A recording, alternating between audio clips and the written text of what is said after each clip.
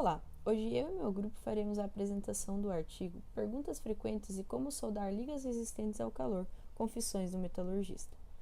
Nossa primeira pergunta é: qual a melhor liga para usar na minha nova aplicação? Bom, isso vai depender de vários fatores, como a atmosfera, a severidade do ciclo térmico, que seria a alteração, a intensidade de alteração da temperatura, a frequência esperada de uso, a temperatura máxima do metal. Nas instalações de tratamento térmico, a primeira temperatura crítica é de 871 graus Celsius, onde o material se transforma em uma fase chamada austenita. Os aços inoxidáveis são sujeitos à fragilização na fase sigma, entre 594 graus Celsius a 871 graus Celsius. Em temperatura ambiente, uma peça quebradiça tem grandes chances de se partir com impactos. Em têmpera líquida, há chances de rachaduras assim que a fase sigma se formar. Por isso, torna-se interessante utilizar ligas com maiores teores de níquel. A nitritação, que é o tratamento termoquímico realizado na superfície do material, é realizada bem abaixo de 871 graus Celsius. A cementação, que é um processo para adicionar carbono na superfície de materiais metálicos, é realizada entre 871 graus Celsius a 927 graus Celsius, sendo necessário um mínimo de 35% de níquel para a resistência ao processo. Nossa próxima questão é: e quanto a temperaturas acima de 982 graus? Levamos em consideração os fatores de que os ácidos inoxidáveis e as ligas de níquel são recozidas nessa temperatura. Para isso, são necessários fornos com ligas com resistência à fluidez utilizável acima de 982 graus Celsius. Para processos acima de 1150 graus Celsius, é adequado que as superfícies metálicas estejam em atmosferas inertes, onde o ambiente é controlado. Nossa próxima questão é: essas ligas níquel caras são economicamente viáveis? Temos que levar em consideração o custo-benefício nesse caso e analisar ele caso a caso. Por exemplo, em tubos radiantes fundidos ou calandrados, um tubo radiante fundido ele custa em torno de 60% de um calandrado, porém sua duração é de 4 anos. Já um tubo calandrado dura aproximadamente 9 anos, então levamos em consideração a vida adicional, que compensa já desde o início o custo adicional do material calandrado. O próximo tópico, ou a próxima pergunta, seria como soldar essas ligas entre si e com outras ligas. No slide eu coloquei 3 tópicos: principais desafios, técnicas e processos e combinações de materiais. As ligas, os principais desafios, tem as ligas resistentes ao calor, como o ácido inóxio e as ligas Nickers, que apresentam alta dureza e resistência a deformações. Essas características dificultam a soldagem devido à dificuldade da fusão e à propensão de trincas em ciclos térmicos. Peças fundidas são particularmente vulneráveis e sustentáveis às falhas estruturais. Indo para o tópico de técnicas de processos, os mais recomendados para essas ligas são o GMAW, a MIG, e o GTAW, a TIG, pois permite um maior controle sobre o calor aplicado à porção da fusão. E também um pré-aquecimento antes da solda ajuda a reduzir a tensão térmica e evitar trincas.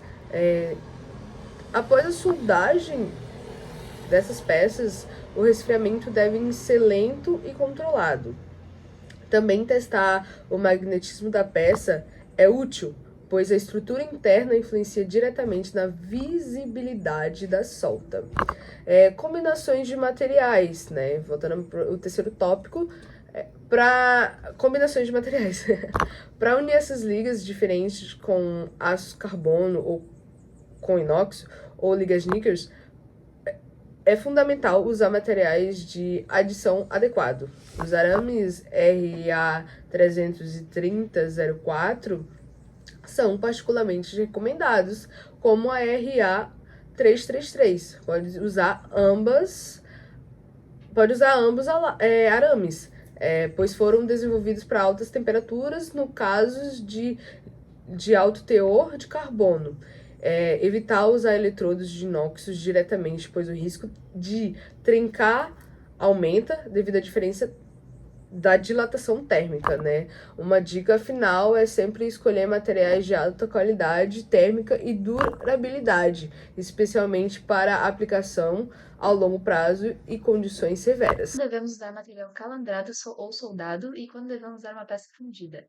Bom, primeiro vamos falar da vantagem de cada método. As peças fundidas têm maior resistência à fluência, que é a deformação, quando o material é submetido a cargas ou tensões constantes. Tem um custo menor quando produzido em massa e deles podem ser obtidos formas complexas a partir dos projetos. Ainda tem a capacidade de fundir químicas mais complexas e com porcentagens mais altas de elementos de liga benéficos. Já as vantagens dos materiais trabalhados incluem menor custo para quantidades menores, melhores estoques de materiais forjados, facilidade de fabricação, melhor soldabilidade, especialmente para trabalhos de reparo, disponibilidade de tamanho individual menor e prazo de entrega mais curtos para períodos de menor quantidade.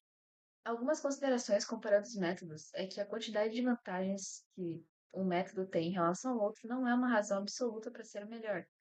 Nesse meio envolvendo o processo de fabricação, cada material terá maiores vantagens dependendo de onde será aplicado.